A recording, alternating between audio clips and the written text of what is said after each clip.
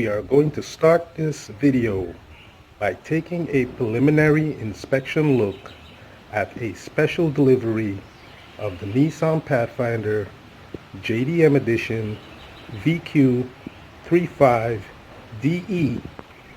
This inspection is to determine if the Nissan JDM VQ3.5DE engine is capable of being a replacement engine for the VG33E equipped with the 2000 to 2004 year model Nissan Frontier D22 chassis.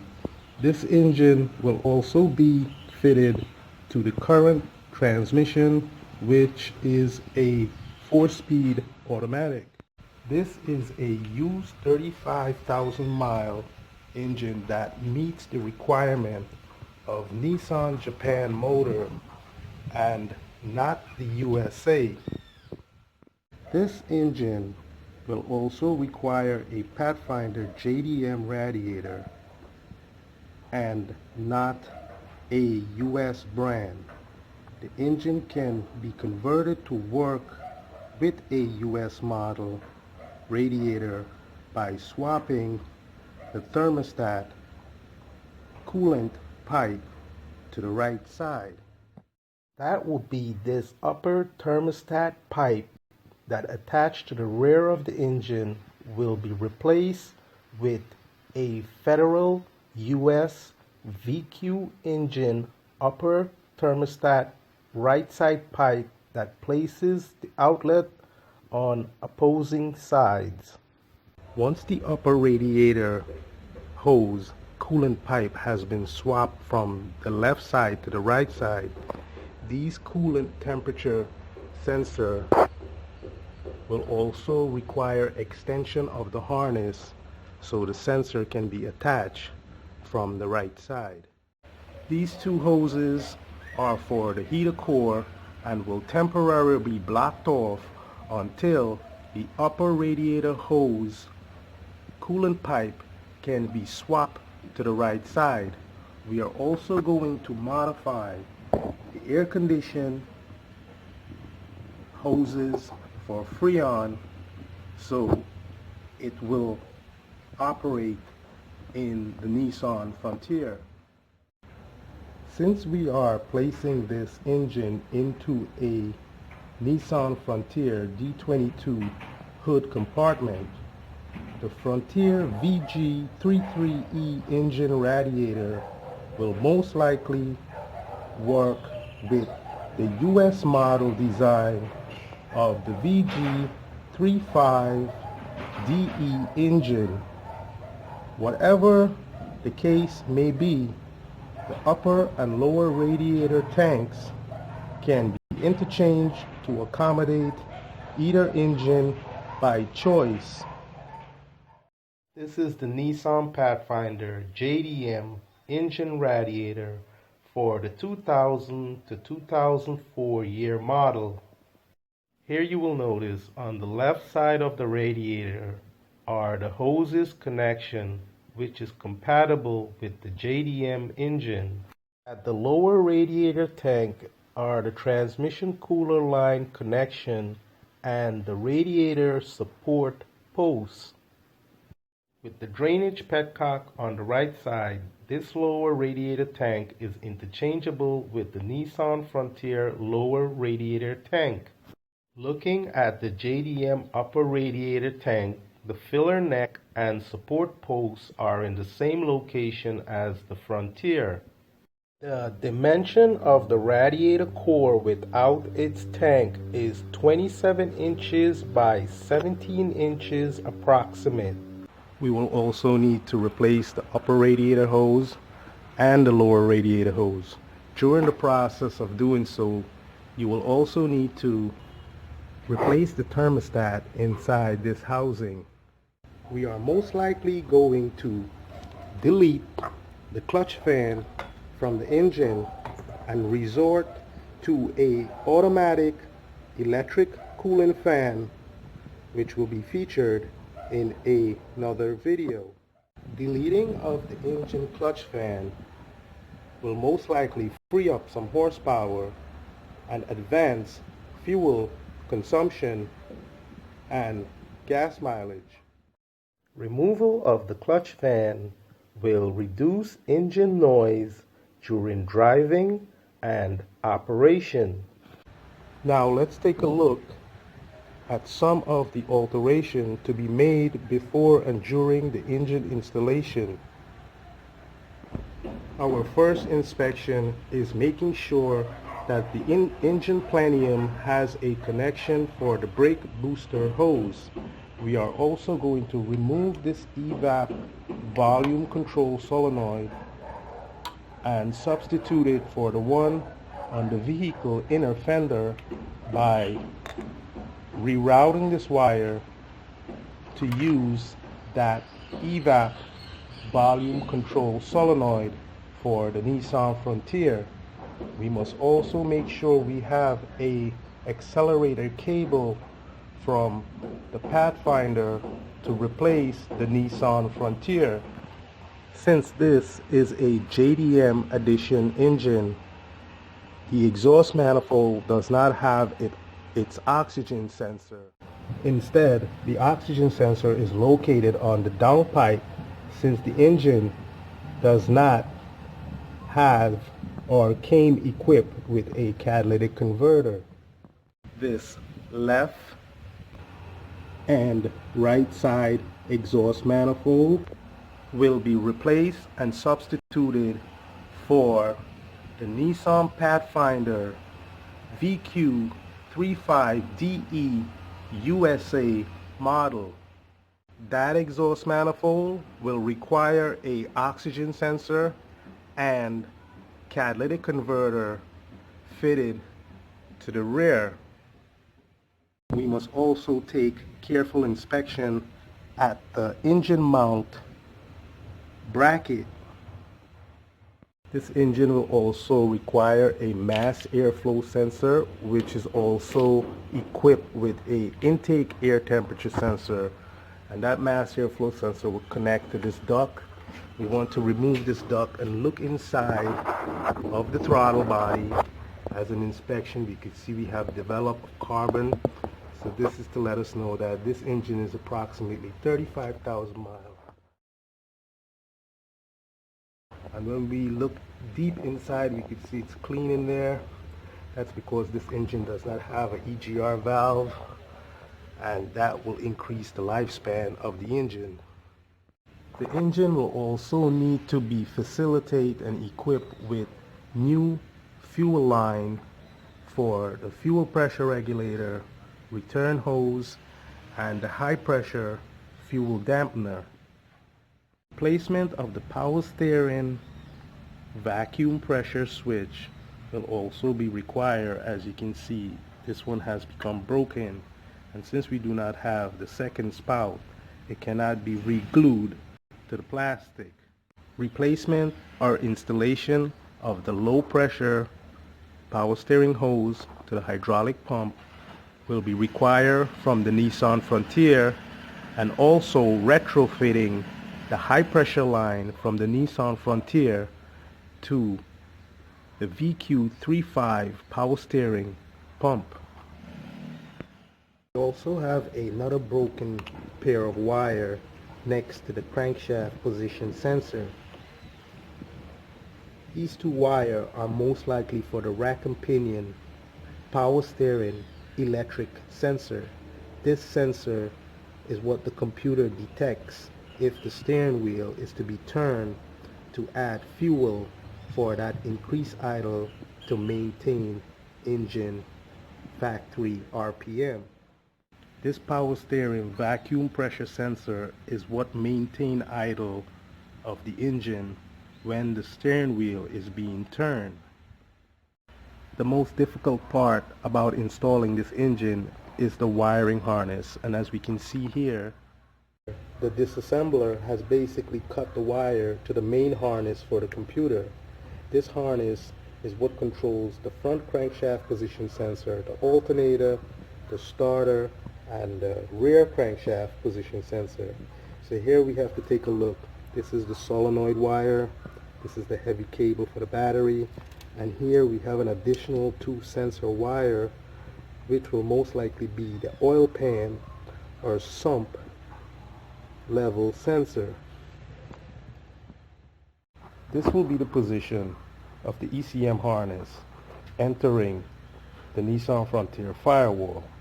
So we can see here is also where the disassemble cut the wire. So some of these wires has to get tied into here, and another set of these wires has to go to the main interior dash harness. This is going to require you to get the service manual and pin locate these wires for the sensor. They are also color coded, so the colors will be able to designate their function and the circuit. When we take a look at the opposite side of the cut wiring on the ECM harness, we will notice we have approximately 15 wires that's cut. These wires are basically positive drive wires and oxygen sensor wire. All these wires will have to be pin located on the ECM and then labeled for connection with the cut harness and the vehicle chassis harness, including the transmission. The ECM harness has 32 wires cut leading to its plug, while 15 wires are cut on the opposite side leading to the engine on the ECM side of the harness. And most of these wires are going to be connected to these wires and the transmission harness. This will all have to be figured out from the vehicle service manual. Now when we take a close look at this side of the harness, you're going to notice these 2 shield wire. This is 1 and this is 2. Well, these 2 shield wire are for the crankshaft position sensor, and these wire goes directly into the ECM, but would normally be connected over here on these 2 wires, which is connected directly to the front crankshaft position sensor and the rear crankshaft position sensor. So since this wire has been cut and we have to make the repair, this will cause a interference or most likely trip a check engine light. This harness must never be split, broken, or cracked or repaired. It must be a complete wire from the ECM to the sensor. When we take a look at the crankshaft position sensor in the transmission bell housing for the flywheel, we will notice 3 wires, a green, red, and white. Those 3 wires make its way all around and comes up here where we have the green, red, and white wire, but then we have a negative wire that goes with the aluminum foil, or should I say aluminium foil, for shielding the cable. Same thing for this shield cable, which has to be for the front crankshaft position sensor. The 2 crankshaft position sensors are most important for engine function. Failure for the ECM to acquire data from the sensor will cause the engine to operate malfunction. So to get off on an easy start, this is the alternator charging voltage cable. This is the battery to the starter cable. This is the ignition starter solenoid cable. That's this wire. This black wire is for the alternator ground. Since we have 2 black wire of the same gauge, these wire will have to be verified to find out which one is actually for the pressure sensor, and this is something we're going to do later on in the video for verifying circuit. This red and white and yellow and black is for the alternator plug harness. This blue and red with the black is for the pressure sensor harness. We have 3 wires. That's another black wire with this blue wire which connects to this sensor, and then we have this yellow and blue wire which goes to the oil pressure sensor. So we cannot just connect these wires based on the color. We must identify them in the factory service manual, label the wire, and then we could make our connection to the appropriate circuit.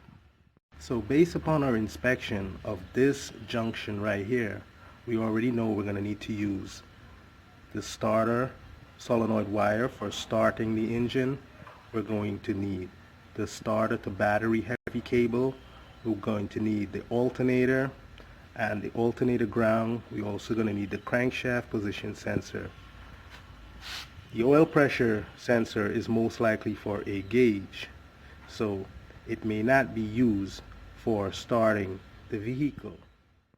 The red and blue wire with its black pair will most likely need connection for when driving the vehicle, since the steering wheel will require turning.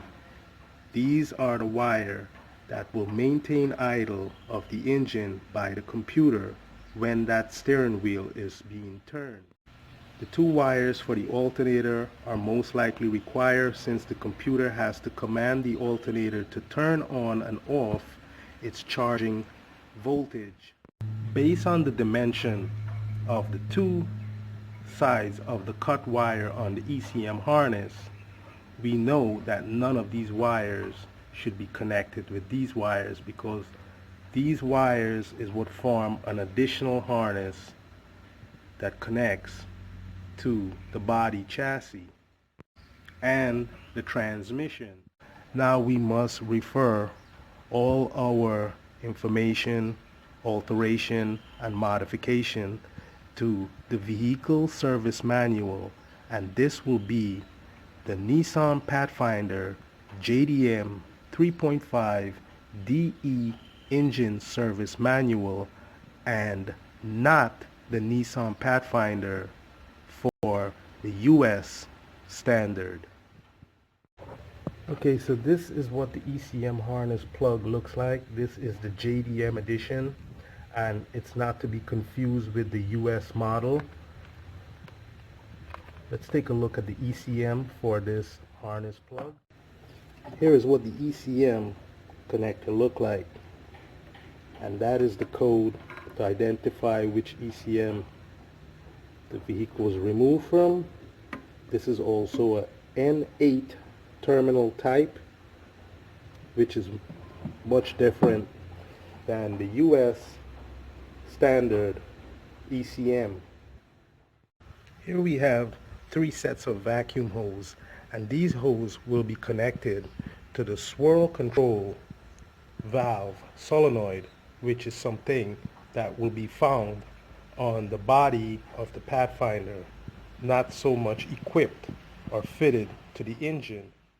Let's take a look at where those 3 vacuum hoses are connected, and as you can see, this is the swirl control valve control vacuum check switch. That's right here.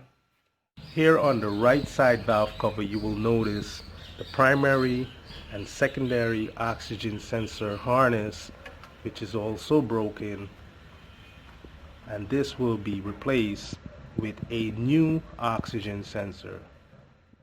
On the left side of the engine, here are the 2 plugs for the secondary and primary oxygen sensor, and those wires exit here. They are also broken and will be replaced with new oxygen sensor.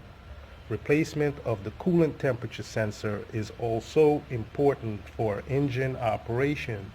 this coolant temperature sensor is for ECM data acquisition only, while the single wire coolant temperature sensor is for gauge temperature monitor. This is a auction where the engine was purchased from, and as you can see in the title, it says 2001 to 2004 Nissan Pathfinder QX VQ35V6. So this does not specify or detail where the engine came from, since it's saying Pathfinder and QX4. That's QX4 is the Infinti and the Pathfinder is the Nissan. Since we have already purchased a Pathfinder manual for these years specified in the auction, we did not find the ECM pin location. Now we must try a different method, because if we buy the Infinti QX4 service manual, it may not have that ECM color code for the wire, and then we will have to buy a L Grand or all the other models that are sold with this 3.5 liter engine in its JDM edition. So as we scroll down, you can see the item number right here. Another thing is, this wiring harness only comes on the 2001, 2002 JDM engine, this type of harness. So it's either in the Pathfinder, the Infinti, the L Grand, or other models for the 2001, 2000 year model. So we have to basically find the wiring schematic for this year make and model, since the seller did not provide us with that detail. So we have to go and buy all the manual that we know could possibly have these wire codes. In the event we do not locate the manual, we're going to have to remove this whole harness from the engine and physically identify the circuit on the wire. So here you're going to notice with the harness, this side is not the problem. This side can be wired just by following the wire to the sensors and labeling them. But this 32 wires over here is going to be a problem, because this comes from the ECM, and only the ECM can identify these color codes and the pin number location on the ECM harness connector plug. Most important part of the inspection is making sure that the engine crankshaft complete one turn. This is to ensure that its rotating assembly has not become broken or seized from previous operation. As part of the crankshaft rotation inspection, the engine flex plate must rotate the same time as the crankshaft front harmonic balancer pulley. Now it's time for us to remove the exhaust manifold for an inspection on the back side of the exhaust valve.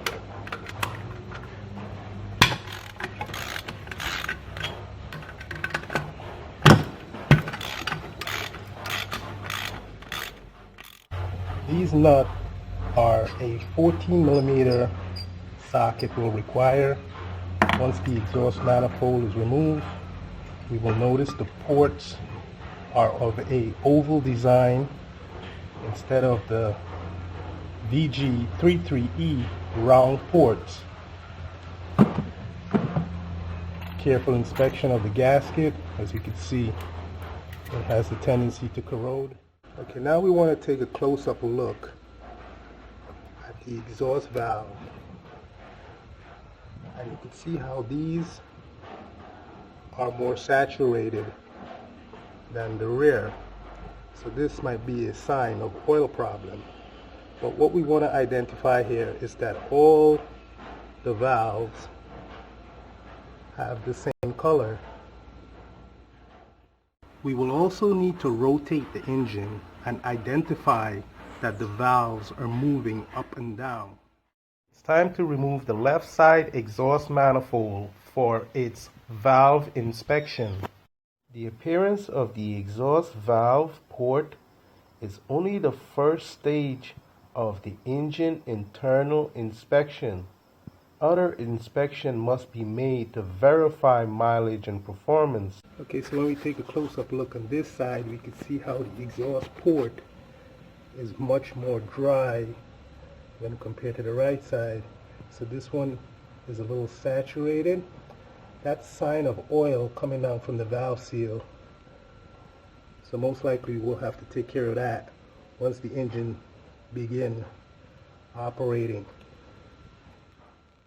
Before we go, you just want to take a look at the starter so you can see how the starter engages onto the flywheel, also known as the flex plate. Also, the crankshaft position sensor, this little magnetic piece right here, will need to pulse its signal from this ring gear and not the flex plate tooth. Okay, now I want to look inside the engine under these valve covers to really see if this engine has 35,000 miles. So I'm going to remove these two 10mm from the oil filler neck, just pull it out of place, and let's get a close-up in there to see what inside the engine look like.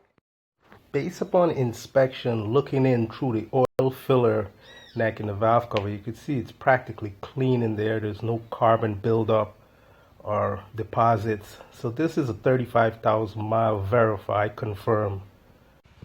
Since this engine has been sitting for almost a year to 2 years, it's time for us to prepare it to be started up for the first time. And what you want to do is remove all these coil packs.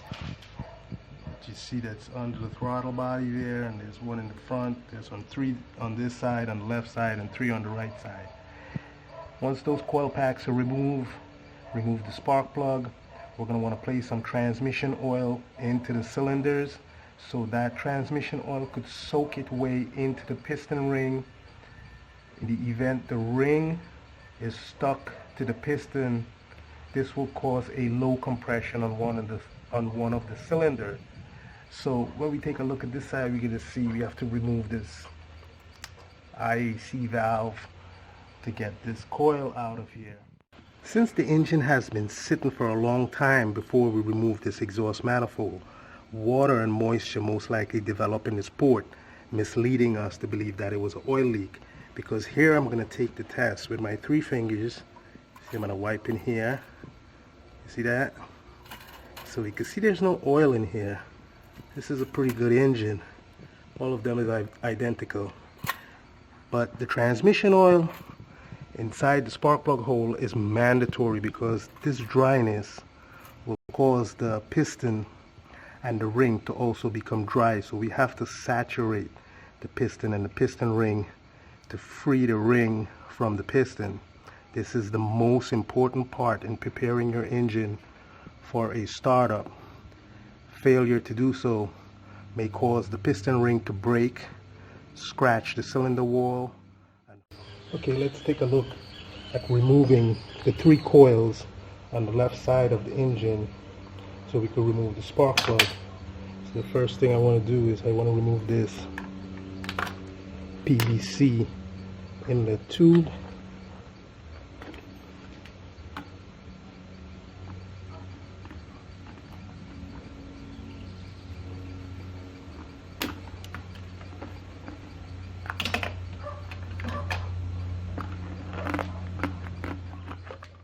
Okay, so the first part we want to get at is we want to remove this IAC valve so we could gain access to cylinder number 4.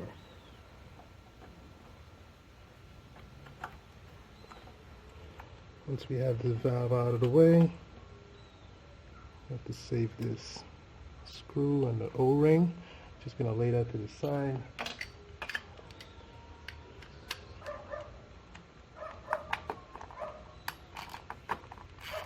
So you always want to use a hand tool when you're working on an aluminum engine or or aluminum engine, because any impact or force can damage the threads.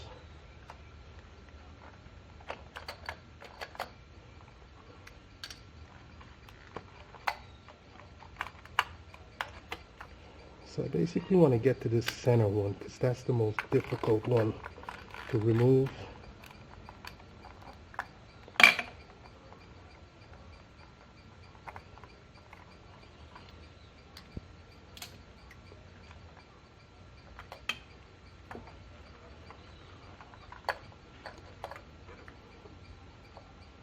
Okay, so we're going to place this to the side. Our next one is here.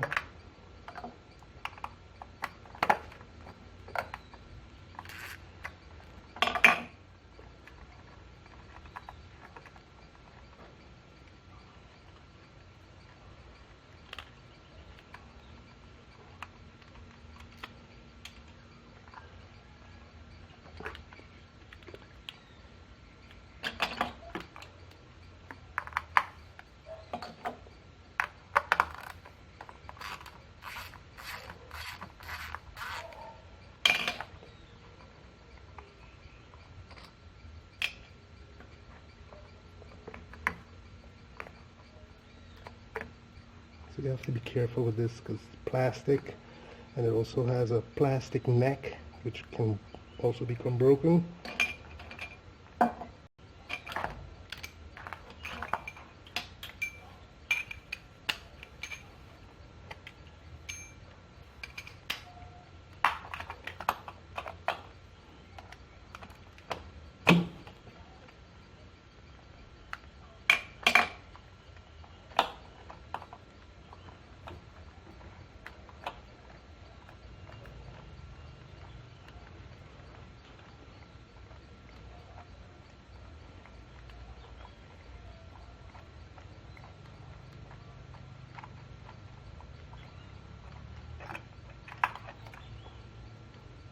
So that is our first spark plug, and that looks very, very good.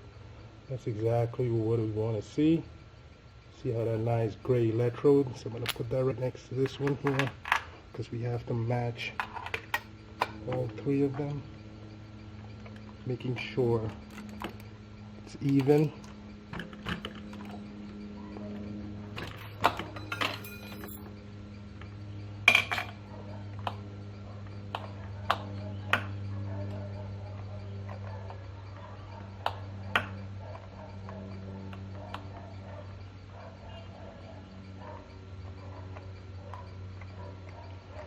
So you always have to remember when you're going to be taking the spark plug out, you have to use the appropriate spark plug socket, and that socket will have a rubber boot inside, so that you can see this is the same as that one. That's excellent.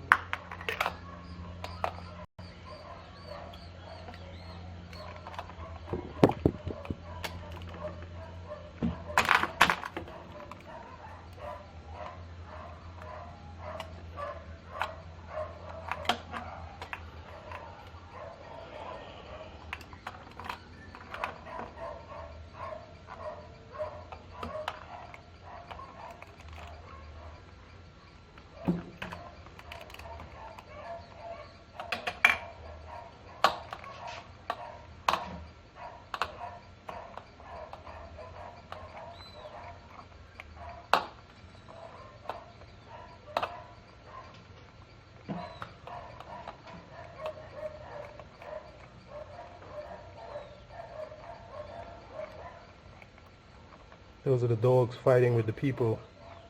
You can imagine how poor the people is. Dogs are fighting with them. That's why I do this. Keep your mind away from the fools. So that's another excellent spark plug when we hold all three of them together. Identical, perfect, excellent engine, verified 30,000 miles. You can look at the spark plug. So now we're going to place some transmission oil down in there to help decarbon the piston ring from the piston in the event that they should be stuck to the piston. You see, if the piston ring is stuck to the piston, you're going to get a false or low compression on that cylinder that has the stuck piston ring. So this is the end. Let's go to the other side. On this side is pretty straightforward. We have the two coils here that we have to get this oxygen sensor bracket out of the way to remove the coil. So like I was saying before, once we put that transmission oil in the cylinder, it's going to be able to decarbon the piston ring and help free the rings on the piston, promoting compression and restoring engine performance. This is something that must be done. It has to be done. We also want to spray some transmission oil in on the exhaust port against the valve. This is going to emulsify all this carbon that you see around the valve seats, restoring the valve seat, sealing the combustion chamber for maximum power.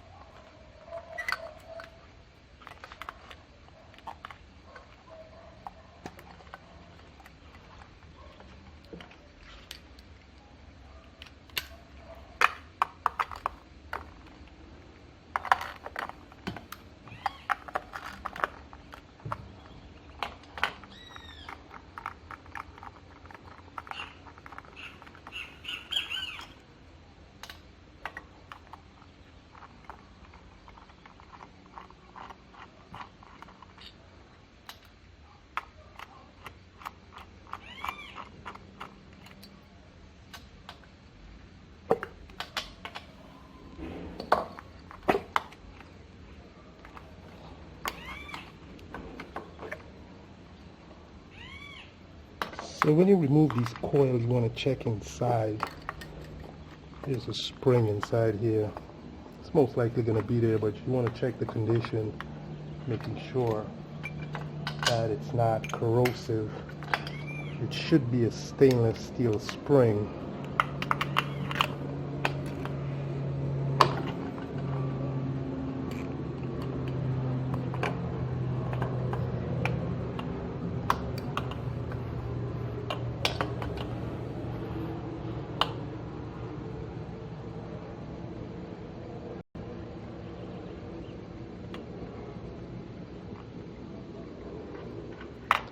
And you never want to use a power tool for installing or removing spark plugs.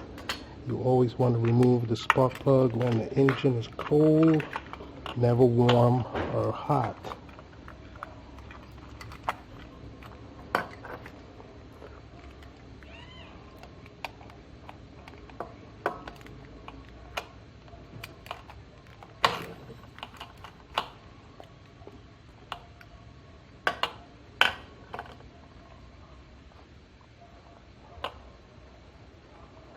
Okay, so I forgot to put the spark plug here.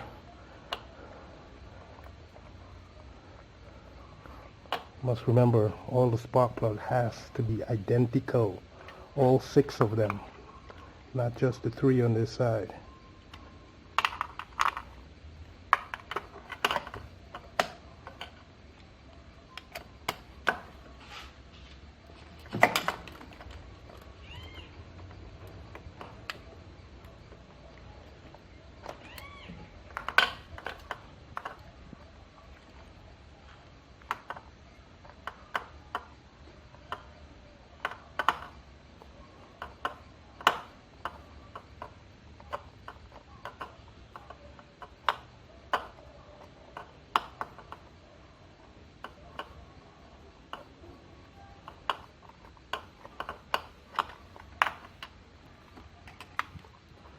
Okay, so that's the last one. This is a 3 from this side.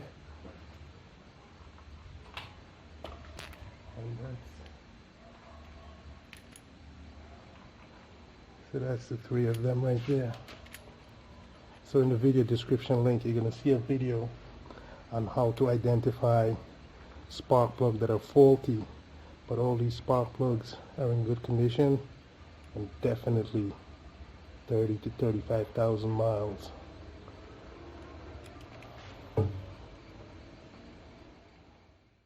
Once you have all the spark plug removed, you just want to replace back the coil for safety's sake. You don't want any sabotage, anyone to throw a plug or anything down in those holes, because that will destroy the engine. So this has bring us to the end of our preliminary inspection and preparation for the engine to be installed. Our next video will be to figure out the wiring harness and installation of the engine into the Nissan Frontier D22. This is the VQ35DE 240 horsepower 60-degree V6 engine. Here is a product that's more effective than the transmission fluid that was placed into the cylinder. You could find this product at your local auto parts store. This solution is the most effective solvent for breaking up sludge and carbon around piston rings.